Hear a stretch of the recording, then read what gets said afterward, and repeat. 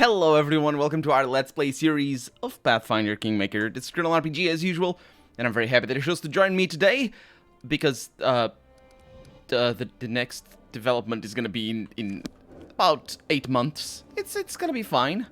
It's actually gonna be totally fine, because we have a lot of things to do here in kingdom management, and Minister demanded our attention, which is good. And we're going to spend a bunch of time anyway. So we're waiting for the main quest. Let's see. We have projects. 2 new projects. That's really good. We also... Actually, we only have 1 new project. Well, considering that this is the only real project, the other one is just a rank up.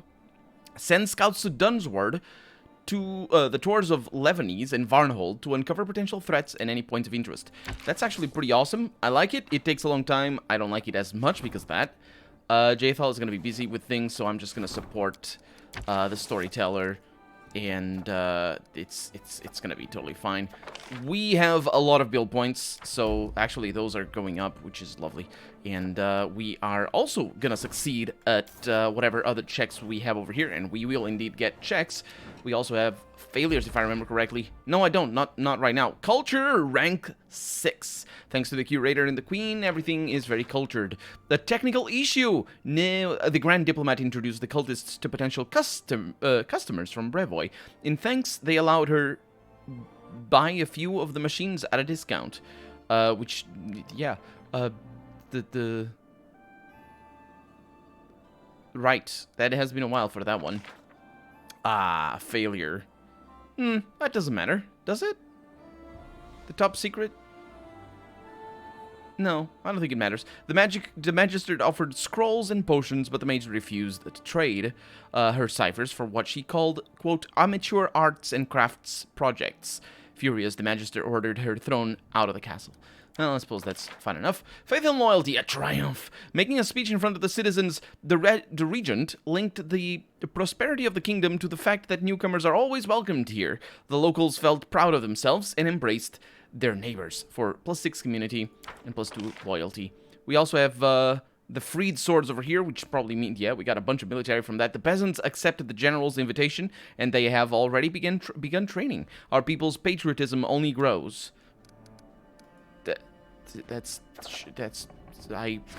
Sure, whatever.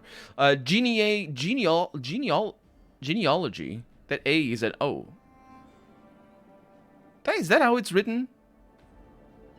Genealogy. Yeah, that's not how it's written. Isn't that an O? Anyway, a quirky historian and genealogist is willing to provide the queen with a forged genealogy. Again, which would trace her line to a famous adventurer and warrior of Taldor. This could increase the queen's status among other monarchs. However, it could easily be exposed as a lie. Could it? Ah, well, it's all about the cult of personality, so we must absolutely do this. It's pretty obvious that we will do it, because what kind of tyrannical government doesn't forge historical facts? Extortionist guards over here. Citizens of the region are angry. The local guards demand protection money. And Amri is going to go over there and probably punch the people so that they pay up. A great augury over here. The orcs of Belgzen are holding a great augury to decide whether their armies should go next. Or not whether, where their army should go next. If their gods send them east, it could mean a lot of trouble for the kingdom. The results of their divination might be subtly, quote, adjusted, unquote, lest we become the object of an orc invasion. Well, that is it's very difficult. We're gonna succeed. How long does it take? 9 days. We're gonna succeed. 31%? Not a problem. We can do that. Curator needs my help? Okay. Oh, no, it's just, it's probably just because we ranked up, and, you know how it is. Hello, Curator. I have been approached once more by the young Maestro Masseuse. Your Highness, despite certain difficulties, is still hard at work on his opera about your adventures in the Stolen Lands. This time he has asked us for financial support. It seems the scant funds he brought from Absalom are running dry. If we don't help him, he'll have to start taking commissions again. Wait, this isn't a commission? I suppose it isn't. Well, it is now. My advice stands. We mustn't interfere with the creative process. A good artist must be able to work on multiple pieces at the same time. You are an awful person, storyteller. Just an awful person. I realize you don't live in a modern day actual world, but this setting has so many anachronisms that I might as well treat you as if you did. And so you are an awful person. Art demands sacrifice of my money. What exactly? Wait. By my decree, Larzio Messus shall receive a monthly stipend. That's the one. How unfortunate, says the storyteller, the awful person. After a short silence, where he is still awful, the old man, who is awful, continues in a melancholic and awful tone. Well, since this can no longer be considered independent art, I shall... as if there were such a thing. I shall pass on another of the young maestro's requests. He wishes to know what themes you would like to see addressed. Do you have a specific lesson you would like to share with the audience? I guess I must decide on these things. Larzio should write a commitment to duty, of loyalty and honor. Tyranny, good. His opera should show that each of us is the architect of our own fate. Hard work and perseverance lead to success and prosperity. Personal responsibility, good. It's all very in line with the dictatorial state that I am running, apparently, with my chaotic neutralness. His work should tackle all the important questions of faith and piety. All of them. Absolutely all of them. Just whatever. Just choose whatever. Doesn't matter. Just do whatever you want. Absolutely all of them go against my principles. It's just incredible. Varas the Wild Fist shows up and gives me retribution. Not in the shape of a stabby.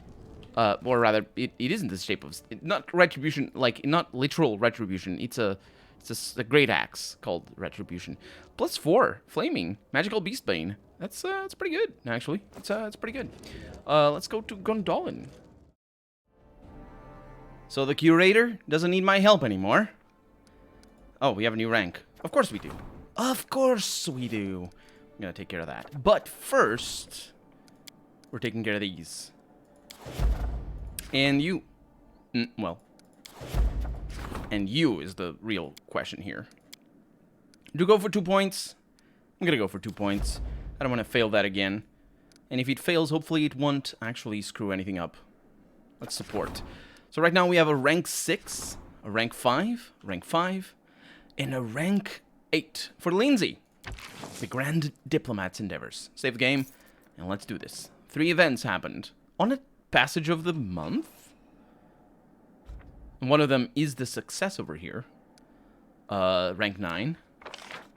The People's Wrath. The advisor's servants conducted an investigation and removed the mayor. His holdings were transferred to the community he betrayed. This... mayor has holdings. Like a feudal lord. Sure, the position was given to an honorable man of the people. Because the mayor wasn't a man of the people. So that not only do we have feudal lords, we have nobility. The community is satisfied that it is being led by someone they trust. And this was done by Cirrus. It's very weird.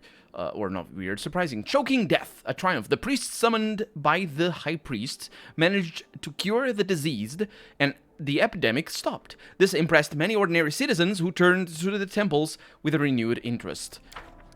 That is one way of dealing with that. Let's have a chat with our Grand Diplomat. I suspect we might have enough time to just max out all the upgrades that we can make. I'd like to congratulate you, Gilladel, says Lindsay. For the first time, the Stolen Lands have emerged onto the international scene as a strong country worthy of respect. It has far exceeded its history as a wild wasteland. I can hardly believe our diplomacy has achieved such positive effects. I'm thinking of establishing a string of grand embassies all across Avestan. So you've managed to build a truly open country. Many foreigners reside in your domain, while your own subjects have no fear of traveling abroad. I should point out that everyone in my domain is a foreigner because, well, not really. The trolls and the goblins are not, as far as I can tell. But I'm not sure there were any people living here. And I suppose the Pitaxian people are not foreigners. Anyway, we are beset by those striving to become citizens, and many are willing to serve in our military to earn the privilege. Others seek to... They are citizens. How do they strive to become citizens? They are citizens. What else are they? Military? Because, of course...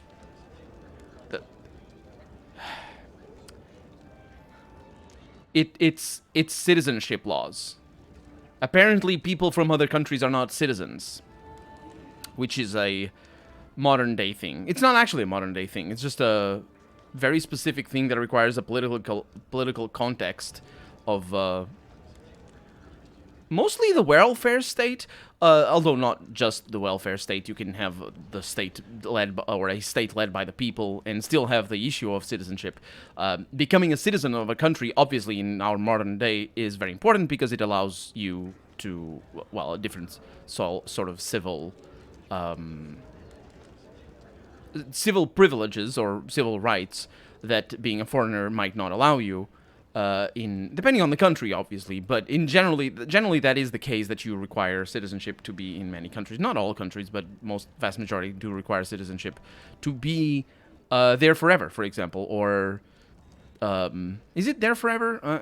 Like, for example, the United States, can you stay indeterminately? You can. There's leave of there's things like that you don't actually become a citizen, but you don't need to renew your visa to stay in the U.S. But other countries might grant you citizenship automatically, depending on how long you've been there and all this sort of stuff. And of course, it's a very modern problem. In a place like ours, like the Gondolin here, that wouldn't be a problem because we have no such thing as a national health care service.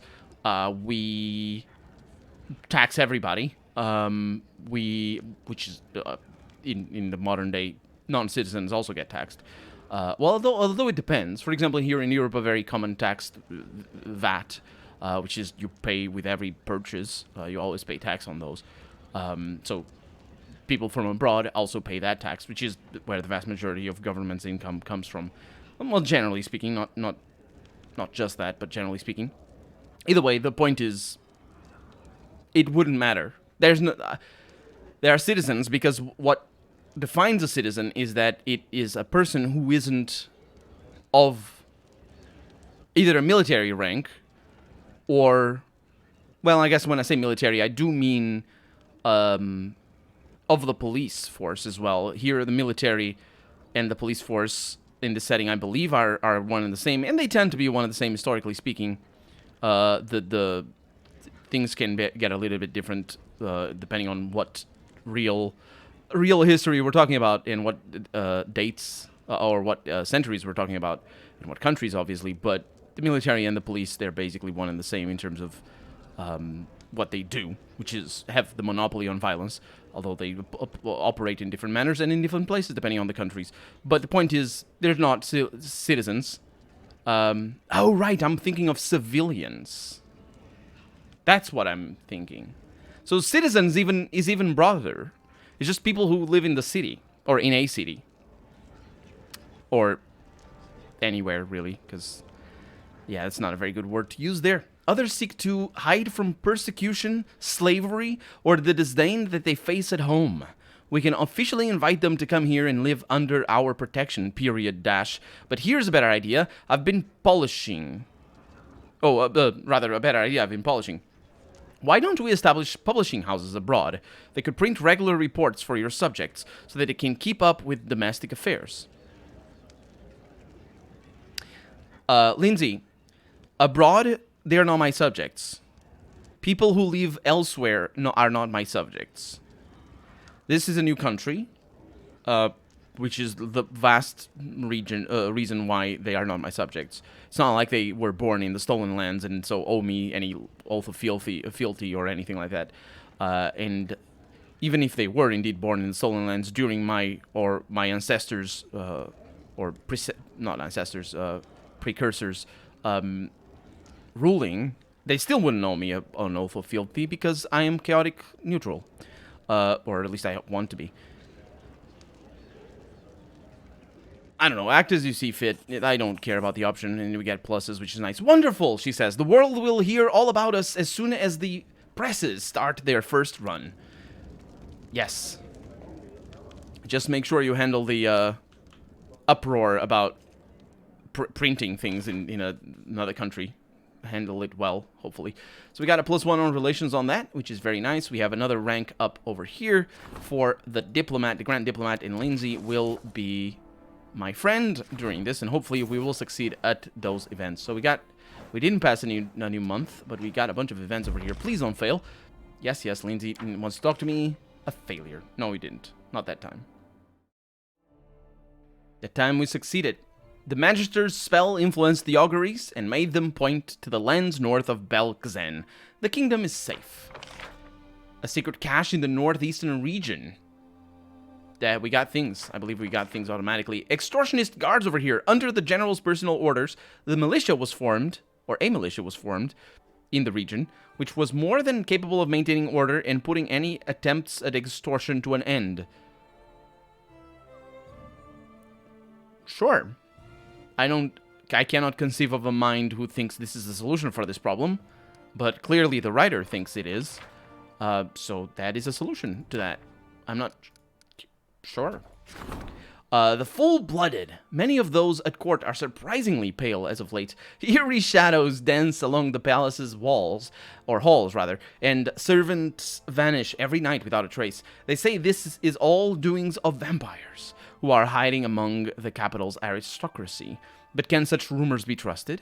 Well, Jethal, I'm sure. No. That's a shame, actually. Harim's gonna go there and, get even paler. This area of the kingdom, the Troubled Lands, is said to be a breeding ground for bandits, brawlers. Oh, not brawlers. And cutthroats. Perhaps one of your advisors should set aside their rumors and set these rumors aside and assure the people that the guard is able to protect them by forming a militia. Sure, let's do that, because it's Emery again. I can deal with that. Actually, I don't expect her to form a militia, but it can be kind of funny if she did. Well, we're running out of things that we can level up. Oh, I should have saved. Well, if we fail, we fail. Hopefully we don't. The storyteller is done. Genealogy. This one. The genealogists did a meticulous job, and the advisor's wise input made the family tree quite believable. The neighboring monarchs are bound to be more respectful now that they know that they are dealing with the descendant of a 1,000-year-old bloodline. Yes. Oh, we didn't finish that. Nice. We got a bunch of things, including training. Strengthen the storyteller's skills as a curator, which I believe he is. Let's see. Curses. Advisors. He is indeed the curator. Lovely. That's really good, actually. The circus. A traveling circus arrived from Katapesh, full of performers with amazing skills and striking freaks. They have been everywhere during their travels and have much further yet to go. By the way, a setting that has freaks in the circus is a setting where there's a lot of ableism in the in society in general. One of the reasons why circus, historically speaking, are so full of freaks. I'm using the word here, obviously, that is being used here. Historically, the reason why that is because that's really the only place where a lot of outcasts can actually find a job in. And those outcasts, they don't necessarily have to be disabled or differently abled at the very least, but a lot of those tend to be, like small people or people with, suppose, extra limbs, or just people with bodies that are not normal or not similar to other people's, but that's not the only cases either. It's the what's the one that's very common in Eastern Europe, historically speaking? Is it the bearded woman, or is that a more recent one? It is definitely a thing. I'm not sure if it's very common, but it is. Of course, outcasts of any kind, including trans people, tend to have a historically speaking a good place to hang out with other people that know their plight and know what it is to be seen as a freak, to use the words over here. Unfortunately, what I'm saying here is that this implies that this setting is like that, which means that we have work to do, don't we, as the ruler of these lands? What do you? Well, I'm trying to think of other things, of other. I've been. The only time I've been to a circus, in real life, there was some things, but one of the things that I remember is a calf. There was a calf in there, like a baby cow, that had 5 legs. Actually,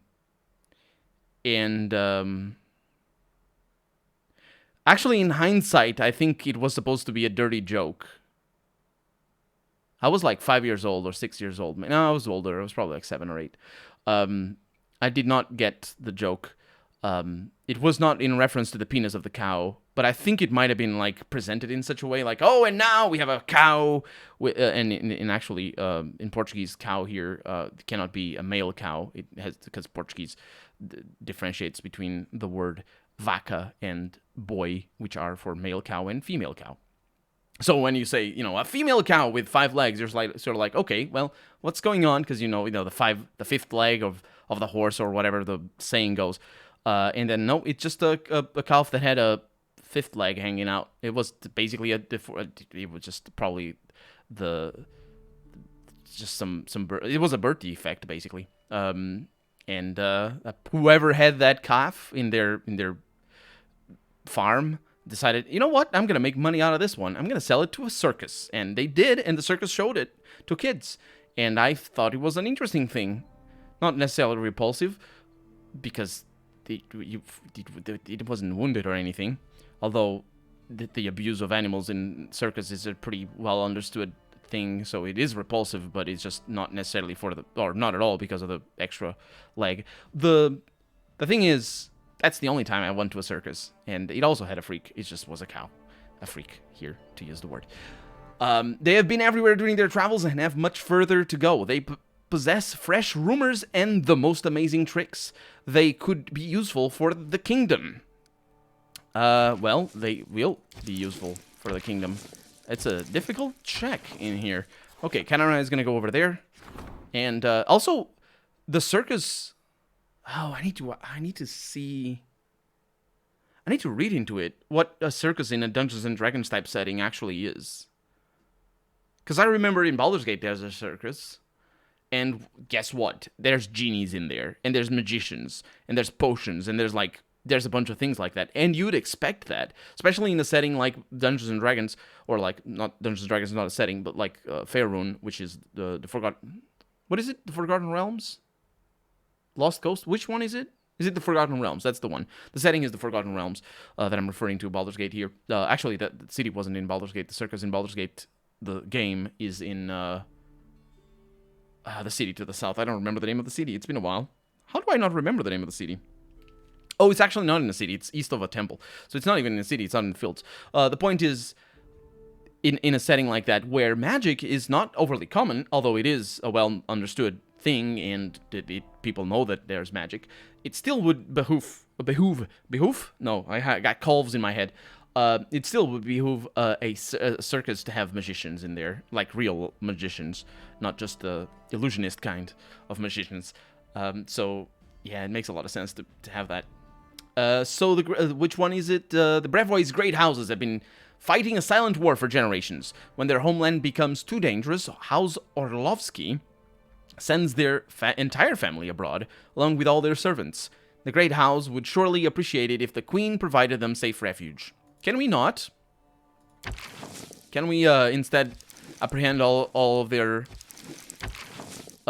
their riches and give them to the people they left behind? Because that's a scummy thing to do, unless they're not. Did I get that wrong? Aren't they the ruling family somehow? The Great House. It's a capital G, capital H. They're definitely nobility. Hell Knights from... This is the law of the Pike. Hell Knights from Fort Inevitable, which is ruled by the Order of the Pike, are invading the region to bring it to heel. The region here being the region that we're looking at. It doesn't matter which region it is. They're conducting judgments and expecting people or executing people however they see fit. This is absolutely unacceptable. It is indeed, so we shall send somebody to murder them. Sana probably wouldn't, so let's send Ceres instead. Although I might send Sana Nope, Sana is probably going to be busy doing over here something. Or doing something over here, I should say. An invitation to celebrate a folk festival was delivered to the castle. Choose an advisor? Well, it's pretty straightforward. Sana it is. So yeah, Sana, that's Sirius on the other end, and the curator needs to talk to me again. Because he talked to me before already. Although, was it, yeah, it was this episode, not last episode. Greetings, Your Highness. I wanted to inform you that our efforts to open schools have paid off immensely in a couple of months. The literacy level of your people is growing throughout the kingdom in a couple of months. And there's hardly any family whose children aren't learning to read, write, and count in a couple of months. Thus, I wanted to propose a next step. Also, it should be pointed out that the reason why we teach children in school to read, write, and count is inherently political. Or rather, I say inherently political, I do mean that it is dependent on our politics.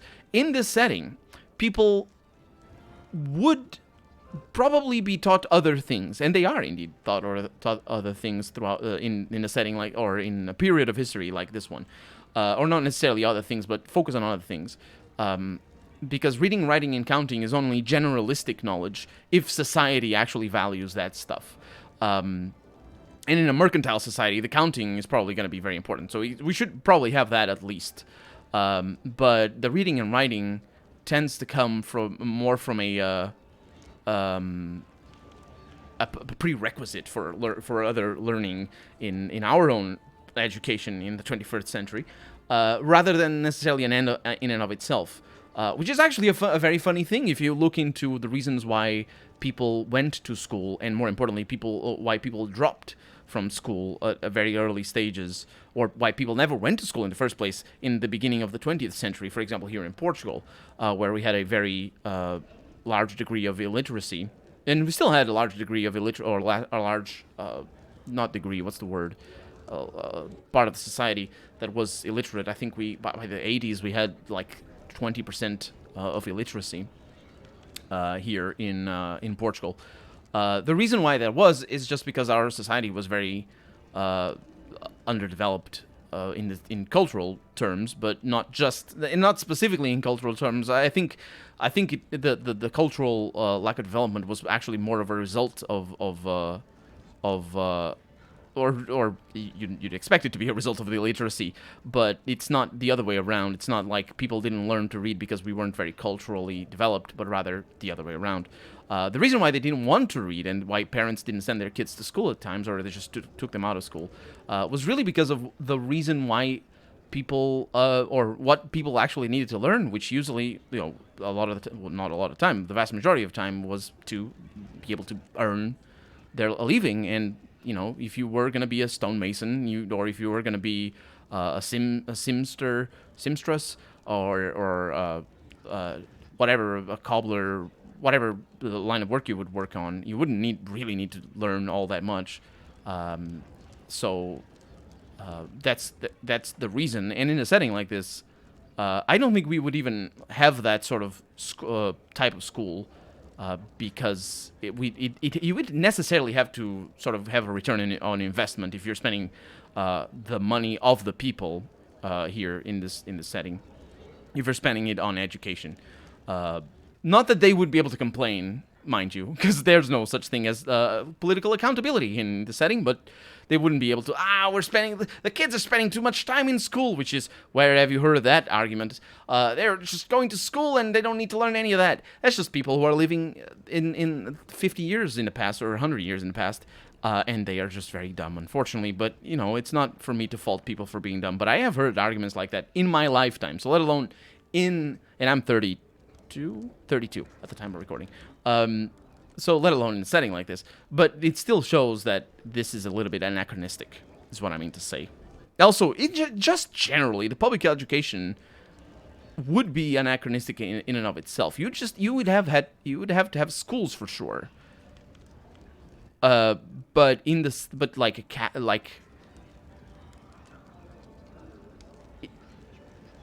it wouldn't be it's not like it, it wouldn't, like, even if you were a time traveler, which obviously the writers of this game are time travelers because they are writing this game with the knowledge of our modern day systems, but even if you were a person who lives today and time traveled to be a ruler in the 1700s or 1600s, you wouldn't implement or even want to implement a system like the one we have today, where children just go to school to learn general things, unless you just really wanted to indoctrinate them, which you can do through that. But and indeed it is used, historically speaking, and in modern day, to indoctrinate people, specifically in regards to sort of patriotism, and just sort of teaching people, how powerful their nation is and whatever, so that they have loyalty and go to the army or whatever if they don't have conscription. But those are tangential concerns. The important aspect is that you have just a completely different system, and this just smacks of another anachronistic thing of just looking at school as in just a thing that's just a fact of life. Children go to school when they're kids. Fact of life. So of course they do in this setting, and learn to read, write, and count. And the storyteller says, after my ramble, thus I wanted to propose a next step, to open a university in the capital. And the next step here is that, the children will grow up having graduated off a high school, and of course, some of them will want to go to university. And of course, that's the next step, where in reality it would be the opposite of that. You would open the university before you open the general population teaching or of any kind. The influx of learned men and women from all around Avestan will surely be a boon for trade. Our scientists will require books, magic scrolls, alchemical reagents, and potions. They won't require books. We got printing houses. It's fine. Our kingdom's prestige will rise in the eyes of our neighbors. I believe this endeavor will bring nothing but good fortune to our lands, although many rulers fear the free thinking that breeds in universities. I'm thinking, is that an actual historical concern? It is.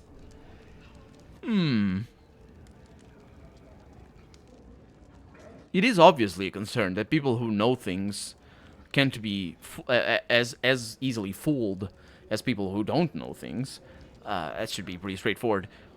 But on the other hand, you do sort of curate the people who go to university, to a university, a state-sponsored university like this, historically speaking, and even in the modern day. Different countries do different things, evidently, but I'm specifically talking about the United States here, and you can see that happening as well. And no state, no public, not even necessarily public ed. You don't need to. What I mean is, you don't need to think about it as a curation done by the government. It's just usually it tends to be a curation done by the class of people who rule the universities, which are the rich. So they do a certain amount of curation, and not that I speak from personal experience, evidently, because I've never been to the U.S., let alone actually study there. But it is sort of common knowledge how the selection process, and not just the selection process, the systems in place tend to work in regards to that curation, historically speaking, and in the modern day as well. But what I mean to say is that, like, for example, one of the first universities in the world is here in Portugal. Not the first, but it was pretty early on. And it was established, I think, in the 1400s, so 15th century. And for a long time, it was just a place like any other in regards to learning. And when I say any other, I mean obviously of the time. Like, for example, usually the learning would be done by the clergy, and you don't you don't see the clergymen being like, oh, they feared the free thinking. No, there was no free thinking. I mean, there was. It's a little bit. There's always examples of priests and people of the clergy who were free thinkers, and who had different ideas and went against the grain, as it were, or against the. How is the saying goes? How does the saying go? Against the grain is a woodworking term.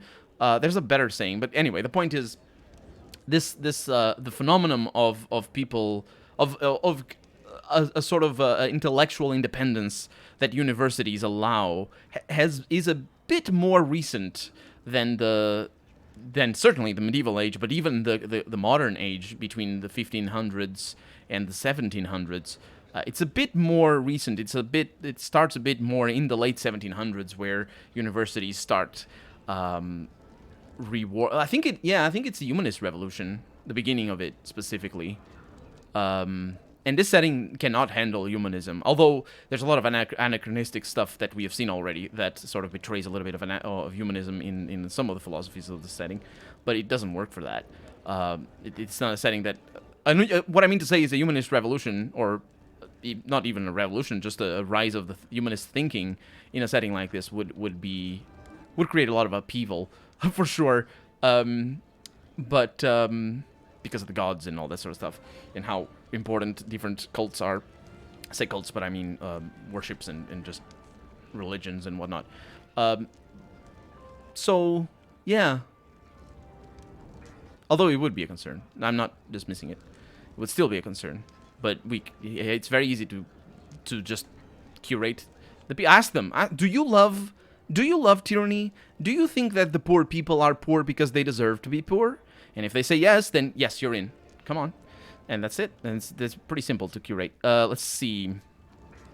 Our scientists will regard... Oh, yeah. So we have a choice here. That we can't afford it. We can't afford everything. We cannot stop progress. Oh, that's another thing. A university is good, historically speaking, so that inventions can be your own. So that you can have inventions in your country. If a university comes up with a new way of building buildings, you can make nice buildings that are better or cheaper or both. And or if you come up with better cannons, or with what do universities come up with? Historically speaking, I don't know. Whatever they come up with. There's not a whole lot of inventions in the medieval age. So we must champion it in order that I order the Treasury to release the necessary funds for the foundation of the Crown's University. This is an investment in spirit itself, says the storyteller.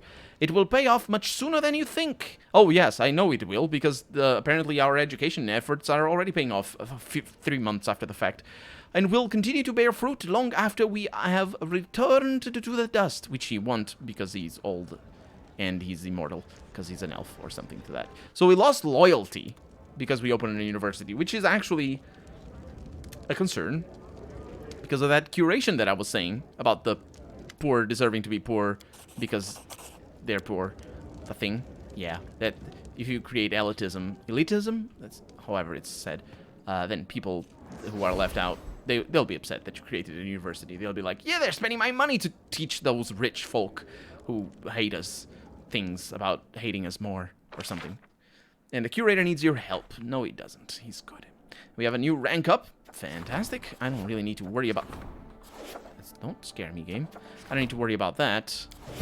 Because... Do I point another point? Sure, let's put another point in there. Because... Oh, you need to point a point in here. No, you don't. You're good.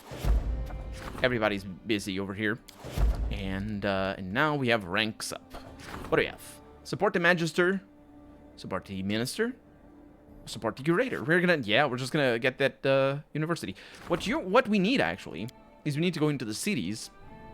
Shouldn't have done it like this, but we do need to go into the cities to see if anything needs upgrading, and make sure, because the university needs to be built. Yeah. So it's probably going to be a building in here, right? Got a military academy. Printing house. Temple of Kate, no. Oh, interesting. It might be an upgrade.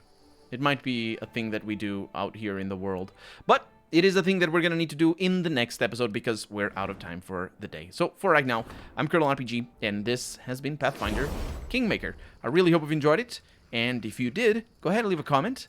Like the video if you want to see the next episode come out sooner rather than later. But above all, thank you so much for watching, and I hope I'll see you next episode. Bye-bye.